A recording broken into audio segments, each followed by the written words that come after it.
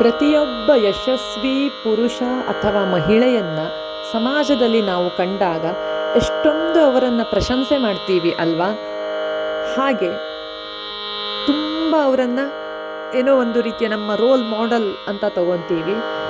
ಉದಾಹರಣೆಗೆ ಒಬ್ಬ ಕಲಾವಿದ ತುಂಬ ಸುಂದರವಾಗಿ ಹಾಡಿದಾಗ ವಾ ಎಷ್ಟು ಮಧುರವಾದ ಕಂಠ, ಎಷ್ಟು ಚೆನ್ನಾಗಿ ಹಾಡ್ತಾ ಇದ್ದಾರೆ ಅಂತ ನಾವು ಅವರನ್ನು ಹೊಗಳ್ತೀವಿ. ಆದರೆ ಅವರು ಆ ರಾಗವನ್ನು ಹಾಡುವಾಗ ಅವರು ಪಟ್ಟಂಥ ಪರಿಶ್ರಮ, ಆ ರಾಗವನ್ನು ಕಲಿಯುವಾಗ ಅವರು ಮಾಡಿದಂಥ ಅಭ್ಯಾಸದ ಕ್ರಮ ಇವೆಲ್ಲವೂ, ಅಥವಾ ಅವರು ಹಾಡನ್ನು ಹಾಡೋಕೆ ಅಥವಾ ಅದನ್ನು ಕಲಿಯೋಕೆ ತೆಗೆದುಕೊಂಡಂಥ ಸಮಯ, ಪಟ್ಟಂಥ ಪರಿಶ್ರಮ ಇದ್ಯಾವುದರ ಗಣನೆ ಅಥವಾ ಲೆಕ್ಕ ನಮಗೆ ಇರೋದಿಲ್ಲ.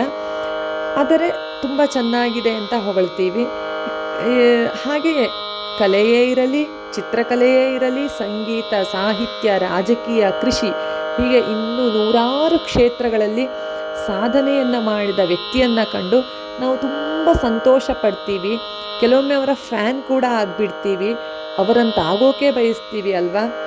ಈ ರೀತಿ ಆಗೋಕೆ ಕೇವಲ ಸಂಕಲ್ಪವನ್ನು ಮಾಡಿದ್ರೆ ಸಾಧ್ಯವಾ? ಸಂಕಲ್ಪದಿಂದ ಸಿದ್ಧಿ ಸಾಧನೆ ಆಗತ್ತಾ? ಇಲ್ಲ. ಈ ಎಲ್ಲ ಸಾಧಕರು ನಡೆದು ಬಂದಂಥ ಹಾಸಿಗೆ ಹೂವಿನ ಹಾಸಿಗೆ ಆಗಿರಲ್ಲ. ಇವರೂ ಕೂಡ ಪ್ರತಿನಿತ್ಯ ನಿಗದಿತ ಸಮಯವನ್ನು ನಿರ್ದಿಷ್ಟಪಡಿಸಿಕೊಂಡು ಆ ಕ್ಷೇತ್ರದಲ್ಲಿ ಕಷ್ಟಪಟ್ಟು ಪ್ರಯತ್ನವನ್ನು ಮಾಡಿ ದಿನದ 1 ಗಂಟೆ, 2 ಗಂಟೆ, 10 ಗಂಟೆ ಹೀಗೆ ನಿರಂತರತೆಯಿಂದ ಪರಿಶ್ರಮವನ್ನು ಪಡ್ತಾ ಇದ್ದಾಗ ಸಾಧನೆ ಮಾಡೋಕೆ ಸಾಧ್ಯ. ಕೆಲವರಂತೂ ತಮ್ಮನ್ನು ತಾವು ಕಲಿಯುತ್ತಿರುವಂಥ ವಿದ್ಯೆಯಲ್ಲಿರಲಿ, ಕಲೆಯಲ್ಲಿರಲಿ ಅಥವಾ ಕಲಿಕೆಯಲ್ಲೇ ಇರಲಿ ತಮ್ಮ ಜೀವನವನ್ನೇ ಸಮರ್ಪಣೆ ಮಾಡಿಕೊಂಡು ಬಿಡ್ತಾರೆ.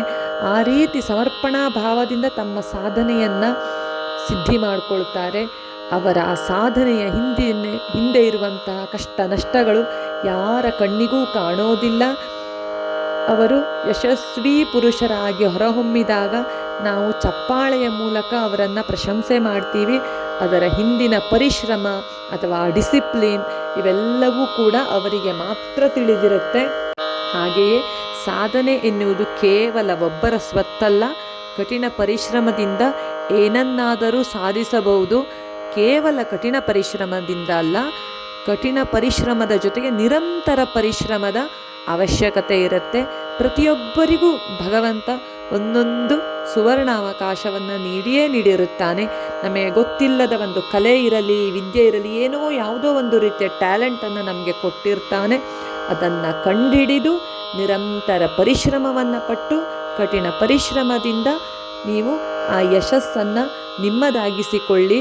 ಅಡ್ಡ ಹಾದಿಗಳು ಎಂದಿಗೂ ಯಶಸ್ಸನ್ನು ತರಲಾರದು.